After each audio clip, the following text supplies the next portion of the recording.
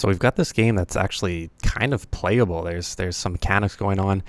We're starting the really early stages of this gameplay loop. But one thing we have kind of neglected is letting the user kind of know what the objective is, or letting the user kind of be able to identify what the purpose is of their game, or some tools to help them out.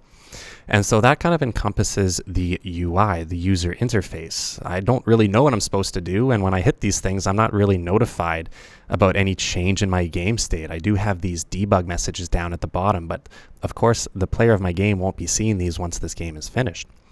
So UI refers to the user interface, and we can look at a game like Black Ops 3, this Miguel guy.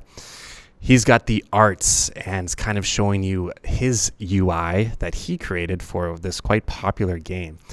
And the gist of it is just basically giving the user information, stuff they need to know to navigate and to play the game properly. And UI is very cool because it can get very artistic-y and all that stuff. And I'm not a graphic designer, but so I obviously would not be capable of creating such elaborate graphics and things to look at, but nevertheless, it's always cool to appreciate kind of the art behind the UI. But before we can get into the art, we have to talk about the coding of UI and just getting it set up so that we know how to use UI and we know how to kind of help our user out in terms of keeping track of what they're supposed to do with their game. So it's actually not terribly too tough. It kind of involves using Unity's kind of, click and drag into your slots there appropriately for the inspector. But other than that, it's quite simple. So to add some type of UI, it's called a canvas. So over in your hierarchy, you can just right click on some empty space, go over to the very bottom where it says UI. And anytime you need to add UI elements, whether they be text or images or sliders or stuff like that, they need to go on a canvas. The canvas is basically like your blank sheet of paper that's sitting on top of your game. This is what we're going to look at in terms of seeing all the types of text and images, yada, yada, yada. Obviously, nothing has changed with my game view because the canvas is just a blank sheet of paper. We have to add UI elements to the canvas. But before we get too carried away, there's one very important property you have to change, and it's under the canvas scaler.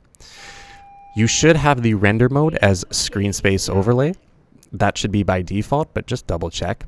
And what you do probably need to change is the UI scale mode. You have to change it to scale with screen size. This means our canvas, our UI, will change automatically depending on what resolution your player happens to be playing their game on. Not all resolutions are created equal, nor are all aspect ratios. So this is going to make it so that it's universal and it works with everyone.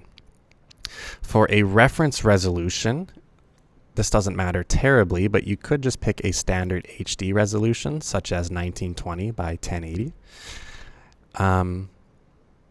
And there you go. Now you have your canvas ready to add certain elements to it. So to add stuff to your canvas, you can just right-click your canvas, go down to UI again, and here's all the different things you can add. And some of these are really cool and very helpful.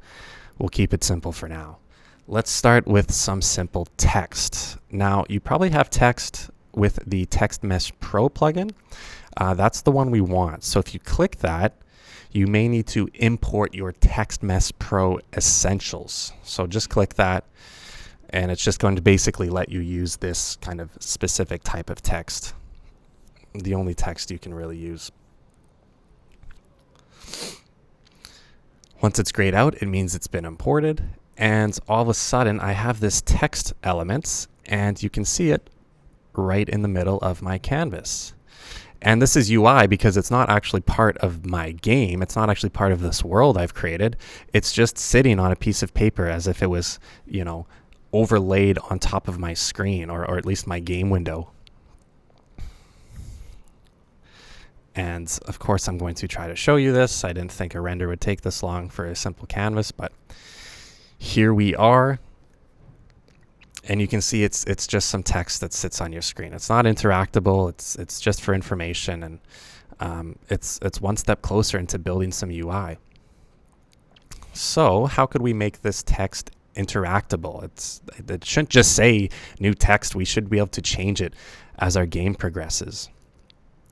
Now I'm going to rename this text TMP because you can imagine we're going to add probably quite a bit of text, and it's going to get kind of confusing to keep track of it all. So I'm going to call it score. And if you really wanted to be careful, you could call it score_text, just so everyone, including yourself, knows that this is text. It's not an image, it's not a button, it's text. So I'll call it score_text. And as the name implies, we're going to use it to keep track of the score for our game. Now, here in the text input field, you could write your default text, and I could just put a big 0, assuming the player starts with a score of 0. Now, the only weird part about text typically is kind of the sizing and the positioning of it. So for starters, you can find the font size down here, and we could make this font size a little bit bigger just so it's easier to see. And we could move it, but I would recommend you take a look in your scene view. Now, if you click on the score, you can press F to focus in on it if you want, so we can get a nice clean view of it. This yellow outline is the actual text box that your text sits in, and you can see that my text is outside of it. It doesn't look right. If this is my text box, the text shouldn't be sitting below it. And it might not cause any problems, but it might cause problems in the future. So it's not a bad idea that we kind of correct this. And we can do that by scrolling up and looking at the in the transform component, you've got a width and a height. Now that's the width and the height of your actual text box.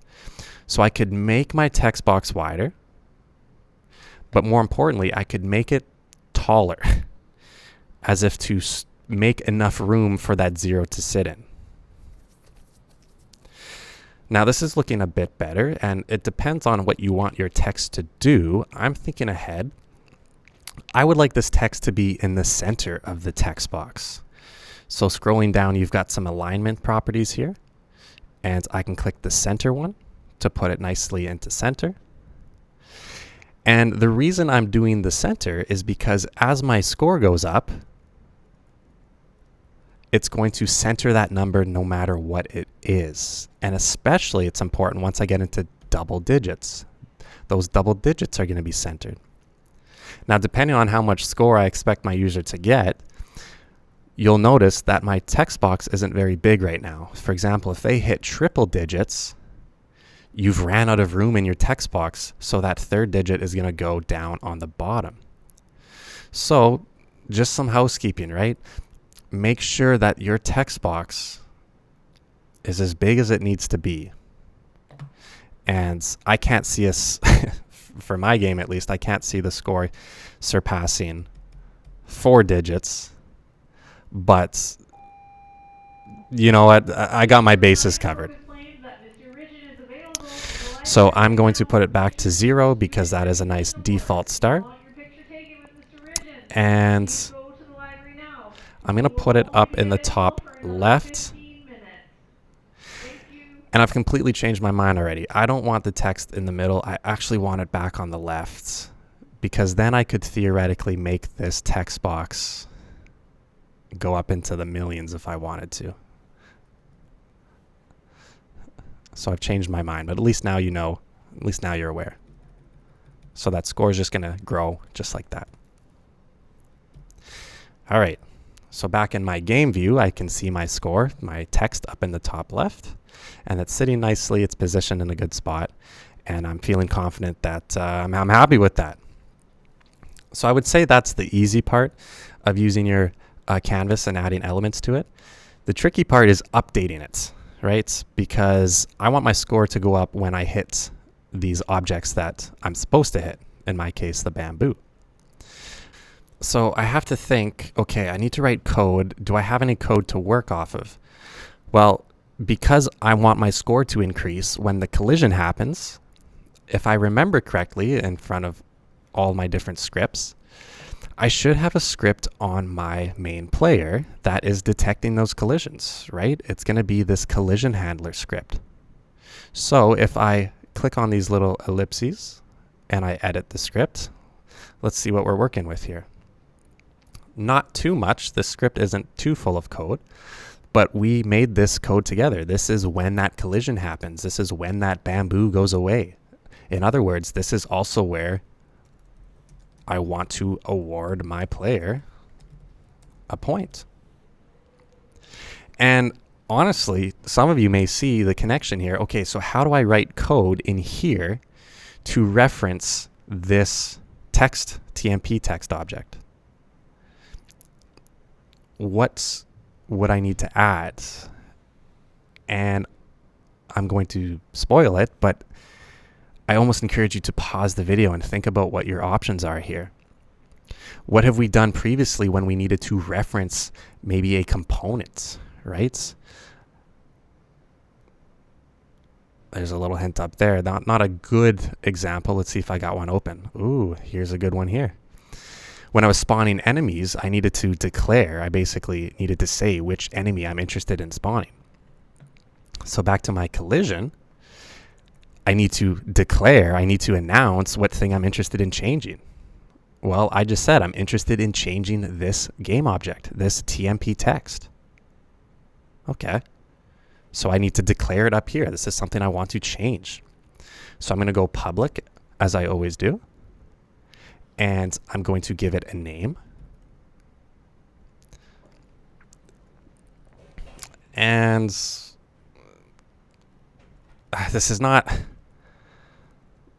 good programming practice, but I'm literally gonna call it the exact same name as my game object, just so we are 100% sure that we know what we're talking about. And the issue is, well, what type of object is this game object? I know it's a game object, but it's a very specific type of object. It's a TMP text. So I need to basically say, okay, what type of object are we talking about? Just like I did with the, where did it go? Just like I did with the game object, but it's not a game object per se. It's a TMP underscore text game object. So you should see that greenish text kind of pop up and finish your line of text with a semicolon.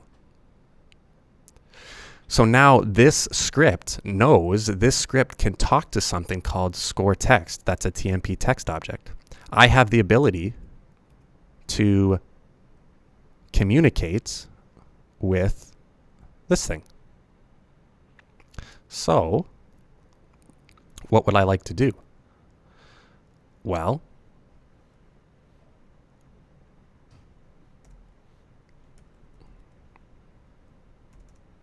let's put it right here. I'm going to use the name. So I'm going to go score underscore text, and then I'm going to use dot. So which property am I interested in changing? Out of all of these things I can change, which thing am I interested in changing? Well, I'm interested in changing what it actually says. So that's the dot text property. And what do I want it to say? Well, all text goes in these little orange quotations. Maybe I'm interested in saying 1.